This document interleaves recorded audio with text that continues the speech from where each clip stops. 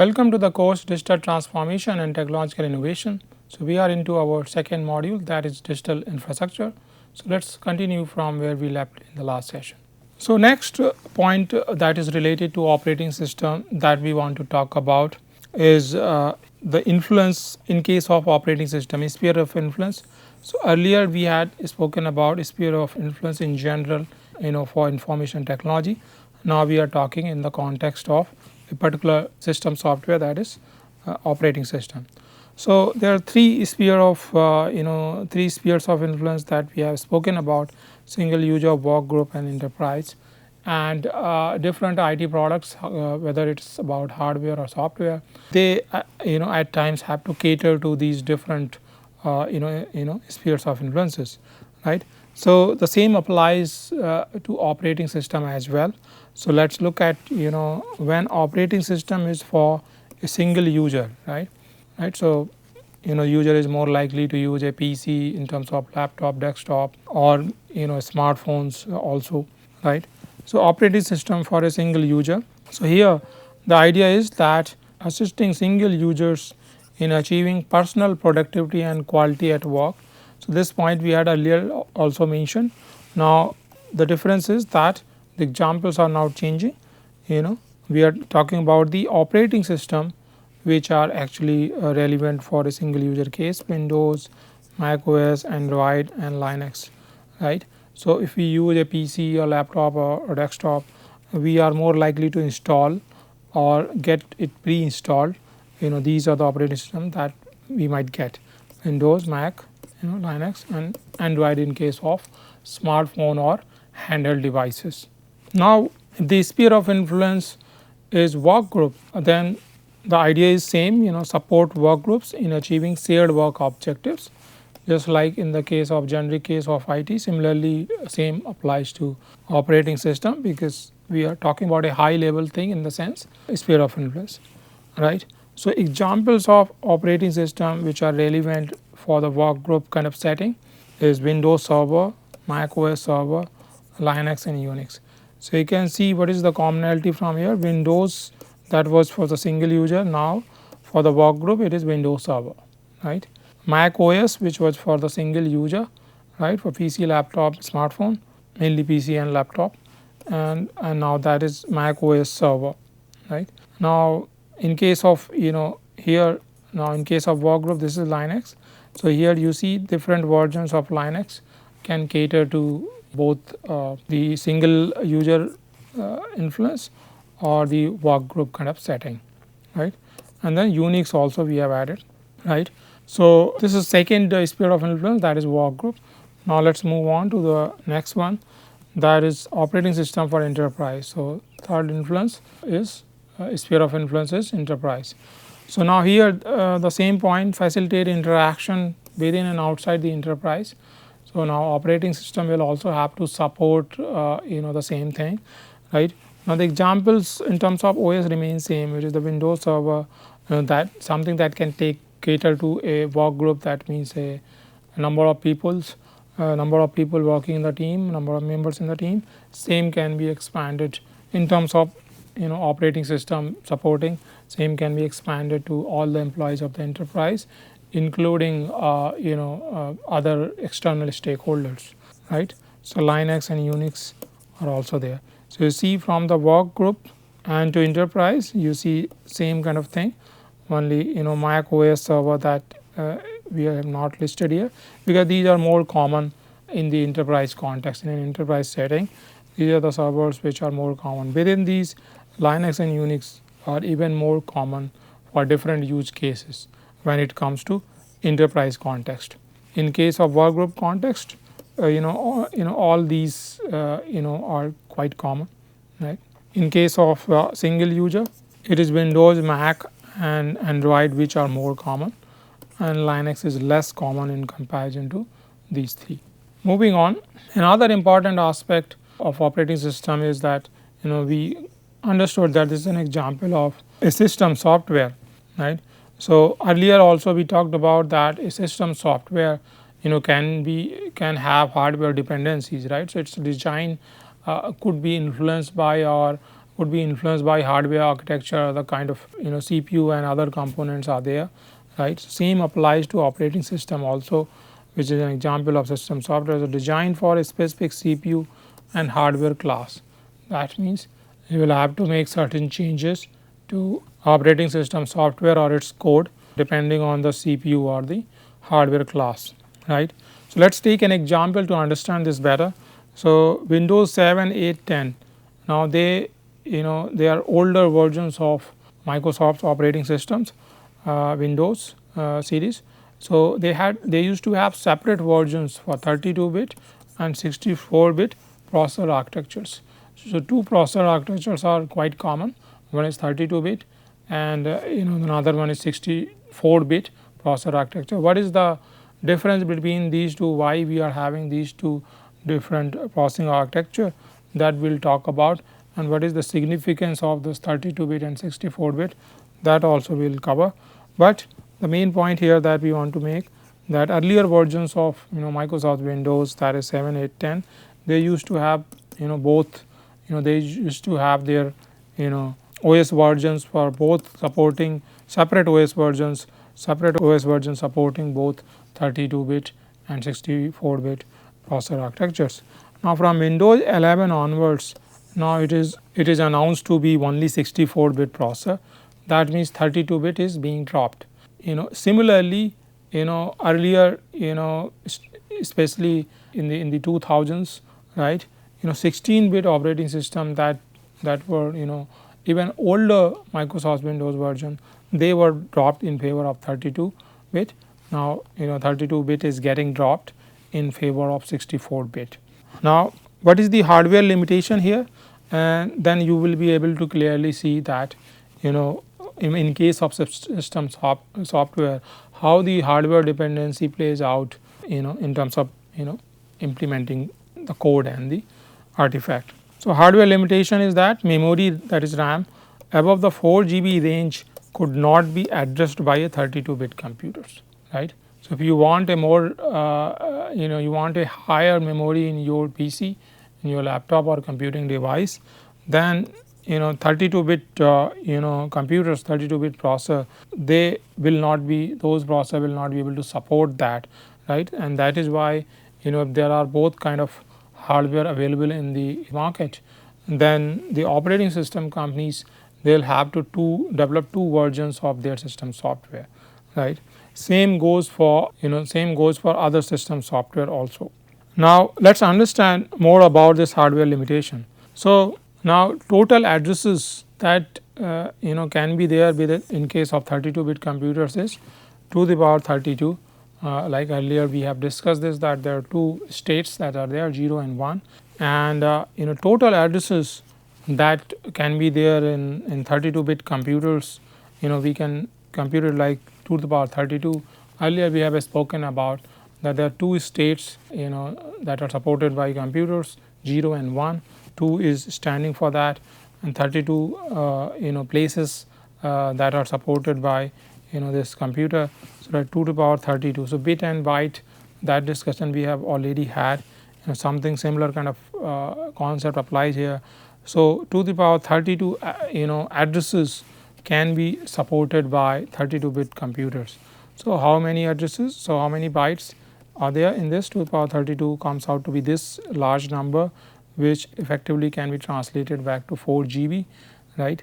And so, that means 4 GB, up to 4 GB RAM is supported by a 32-bit computers, right. So, if you want for some of your applications, if higher RAM requirement is there, that cannot run on 32-bit computers. That is why when applications which are more demanding in terms of memory requirement or processing requirement, then these changes were realized, and the operating system support along with the hardware support, those changes could have happened, because people could people could develop applications which would need more than this kind of RAM, and this is the maximum RAM or maximum memory that can be supported by 32-bit computers. Why? Because only these many addresses, 2 to the power 32 addresses, only these many places can be effectively addressed by the computer, and therefore only this much RAM can be used. Then for to be able to support applications which need higher RAM, right. So we need to make changes in the architecture, computer architecture. So mainly processor architecture, 64-bit computers we need. So the moment we start building 64-bit processor and therefore 64-bit computers, the total addresses can be governed by 2 to the power 64. So this number is massively huge, which comes out to be 16 exabytes. So most of the PCs, laptops, or desktop workstation, even supercomputers, they will also not be having these many. It's not this much of RAM, this much of memory, right. So much less memory than what can be addressed by 64-bit computers is actually installed in even the servers, right. Different types of servers, blade server, and supercomputers that we have spoken about, right. So they will also have something which is less memory, which is less than this, and therefore 64-bit computers can support we can say very large, extremely large amount of memory, right. So this, when this change happens, right, then applications which are demanding, which are very memory intensive, or which need more memory requirement, they can be supported by 64-bit computers, right. And therefore to be able to exploit that, the operating system version should also be supporting 64-bit. As more and more applications move towards take advantage of start taking advantage of higher memory that is available in latest computers which are 64-bit, then the operating system will also will have to support that, and then they will start dropping the 32-bit version, and that is what has happened with Windows 11 being only supporting only 64-bit processor, right. Now, but as we talked about that 2 to the power 64, that is 16 extra bytes, that is quite huge memory that one can have in a computer. So what happens then, we apply a software limit, because practical limits, Windows 11 Pro for example, it has imposed a software limit of only 2 TB of RAM, right. So 2 TB is much a smaller number in comparison to what is 16 exabyte, right. So now there is software limit that operating system has to impose, otherwise the processor can support much higher RAM. Now coming back to operating system, and another important interesting point here is to be able to understand the differences, key differences, or to be able to understand the defining features of different operating systems which are operating in single user segment. So sphere of influence is single user. Then what are the defining features of, let us say, Windows 11 or Mac OS, right, and then Linux, Ubuntu, and all that. So we can look at key technical and operational criteria, and we will try and understand the defining features of these 3 operating systems which are very common, right, in the PC space. So let us look at this. So first criteria that we are looking at is Windows management. So we will try and understand the difference between Windows 11, the latest Microsoft Windows operating system, then Mac OS, right, and the Linux, right. So we will try and understand the differences between these two based on this particular criteria, right, which is Windows management. So Windows 11, it supports snap layouts, right, supports snap layouts. So what this is about, so there are built-in 6+ grid presets with snap groups, right. So the kind of graphics and window management that we see, there are 6+ different kind of presets that are there that we can use, and we can create snap groups. What is a snap group? A group of tiled labs as a single entity. So let us say you are working on a set of applications, and the interaction between the application also something that was important there. So you can group them in one snap group. So there will be a group of tiled labs as a single entity, and therefore when you want to move to something else, you want to work on something else. Let's say you were doing some computing work and there were a number of applications, so that would be one snap group.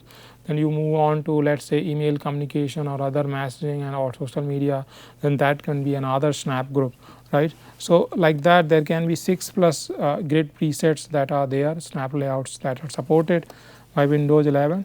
So hopefully that suffice for most users. So this is the kind of support window management that is supported in Windows 11. If we look at something similar in case of Mac OS, so there is a native tiling, so which is like basic 4-way tiling is there. So you can take advantage of that basic 4-way tiling in the sense for Windows management. In case of Linux, there are tiling extensions, and but it is highly manual, so there is no native support. So in case of Windows 11, excellent native support, presets are there, and in case of Mac OS, you have some basics 4-way tiling support, that is there, native tiling support. But in case of Linux, you will have to manually do it. That means you as a user, as an end user, will have to install the supporting packages so that you are able to achieve those that styling that you need for window management for your work. So highly manual, or you can use window managers, right. So this is one difference that hopefully you are able to see in terms of Windows management, how these 3 operating systems are different. The next is system AI. So what is the kind of system AI, whether there is any native AI support that is there. And so if we look at the Windows 11, then we have Microsoft Copilot that is coming pre-installed, right. And this is a cloud-based assistant, and there is a deep OS toggle integration, so you can toggle it on or off. So that integration is there, and this is cloud-based, right. So that comes pre-installed. This is system-wide support that is coming in case of Windows 11. In case of Mac OS, there is Apple Intelligence, but the focus for Apple, as it has always been, is privacy focused, on device processing. So very environment which is very sort of isolated, contained, where in this particular case, in case of AI also, the focus is on the privacy and data related issues, ethical issues related to data. Privacy focus on device processing. So it doesn't support cloud, because if you support the cloud, then your data can also be, copy of the data can also be stored in the cloud, and therefore there is always a questionable possibility of a risk, in the sense data being misused, right. So that is why Apple doesn't support, Mac OS doesn't support cloud based assistant, rather in device processing is supported, right. So different operating system and different focus. Windows more pro user, right. Mac or Apple more pro privacy and particular user segment which is very concerned or sensitive about privacy and these kind of issues. Then Linux, Ubuntu case, this is mainly community driven, so there is no native AI tool, no native AI support as of now. So no native system AI, so user installs, so end user will have to install themselves, and they'll have to take some stable package, some that is available for Linux, and install that. Now next is gaming tech, right. So because we are in the PC or laptop space, and where gaming is quite common, like desktop, gaming desktop or gaming workstation kind of environment. So let's look at how these 3 different operating systems support a gaming environment. So if we look at Windows 11, is quite promising, quite high support for gaming in terms of DirectX 12. These are the technologies, Auto HDR, direct storage. These are some of the technologies which are supported by Windows 11. Direct storage is like a more of a GPU support, and and storage and GPU kind of processing, fast processing and storage kind of support is there. And Auto HDR is more like coloring and graphics, that kind of support even for the older application, older games, that is there. And then DirectX 12 is also there, which improves in terms of visual fidelity.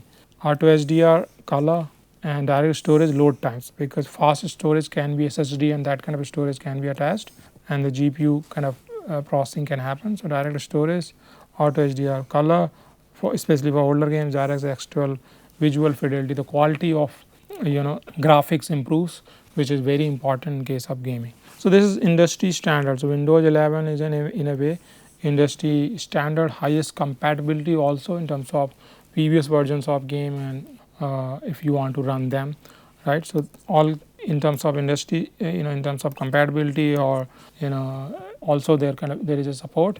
This is more like industry standard in terms of providing gaming tech support. If we look at Mac OS, there is a game porting toolkit. So essentially, because Mac or Apple's ecosystem has always been a isolated walled garden kind of ecosystem, and therefore there are not many games that were supported. So to be able to extend that ecosystem, there is support for game porting toolkit, so that number of games could be run. But so this is improving because of this porting toolkit, so that there are so many popular games which people could not run earlier, but now with this there is slightly more support. Few more games can be run, but still the library remains limited. That means the game developers, they are yet to expand into using this game porting toolkit and start supporting the Mac OS also for their gaming applications. So that is work in progress. Then Linux Ubuntu, this is also not very supportive for the gaming tech. There is Proton Wine compatibility layers which are there, which can be installed by the end users. So but still where kernel level anti cheat tools are required to be installed, because in gaming there are lots of cheating possibilities based on computational means that can happen, and therefore some kernel level changes might be required to counter that. So some gaming application would like to install certain modules, components which wants kernel level access to be able to install those anti cheat tools, so that the gamers are not able to cheat.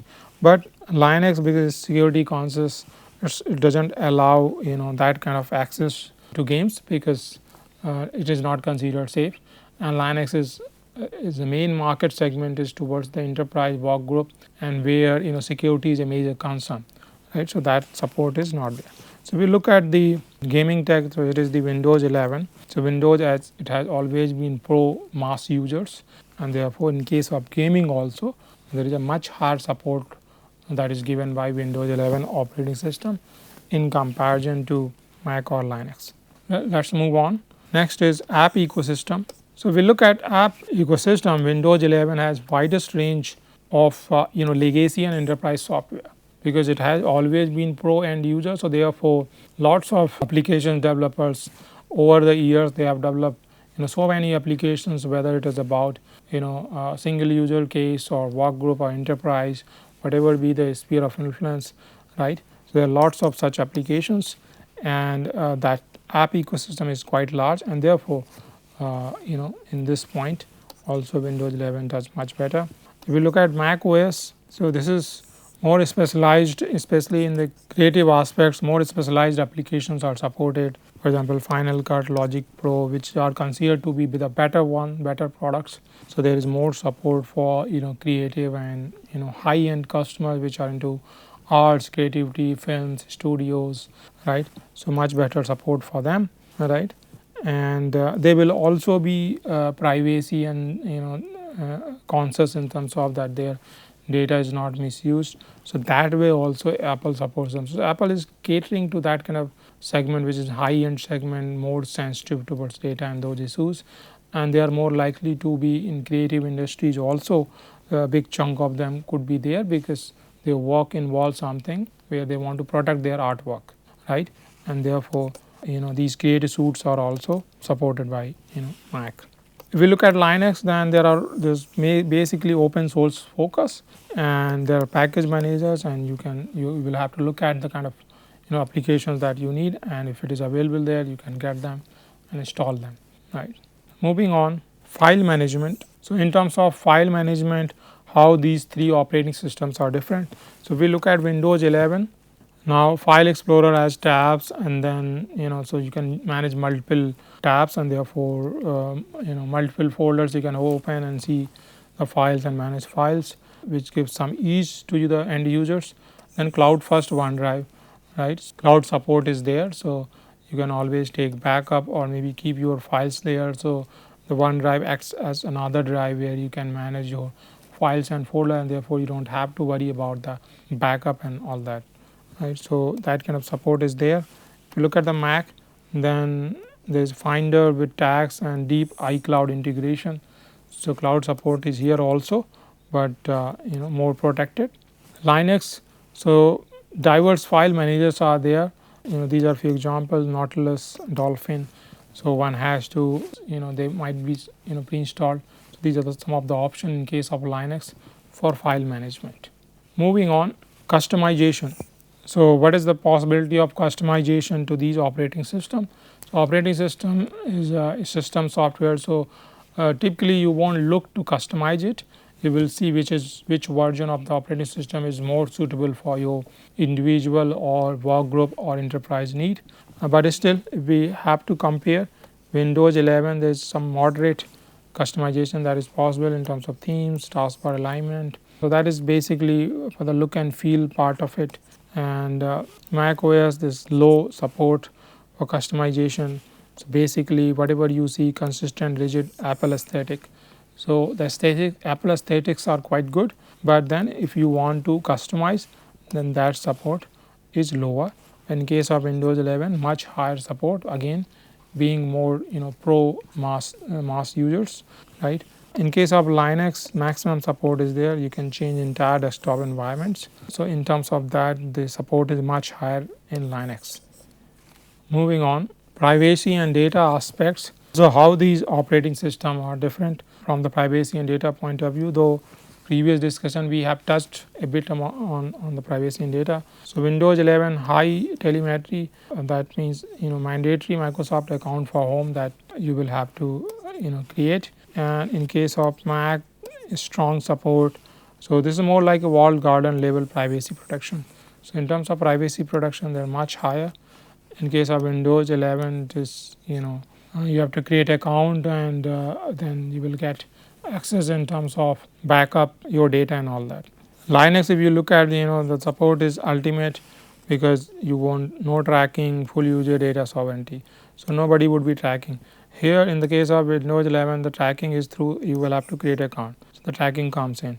Mac OS, strong protection, and walled garden. So this is also better, right. In terms of if you are concerned, your concern is about tracking and data, then Linux, and then Mac, and then Windows. Then if we look at the audio control. So in case of Windows 11, we see that native per app volume mixer. That means for every app you can have control for audio. Mac OS, this support is not there, only system wide support is there. So you'll have to manually reduce the system volume, and individual app you cannot control. So and if you want that, you might have to look for some third party app for that. In case of Linux, native per app control is there, right. So it is also, these are some of the packages, pulse audio or pipewire, which could be used to which end users can install, and therefore that support is there. So this was about different features. So we mainly talked about the key differentiation between Windows 11, Mac, and Linux in PC segment, right, in the single user sphere of influence in the PC segment. So hope you were able to understand some of the key differences here, and other aspects that we talked about in terms of hardware limitation in RAM and 32-bit and 64-bit processors and the computers, and therefore operating system having different versions. So all this we talked about. So let's stop at this point, and we'll continue our discussion in the next session. Thank you.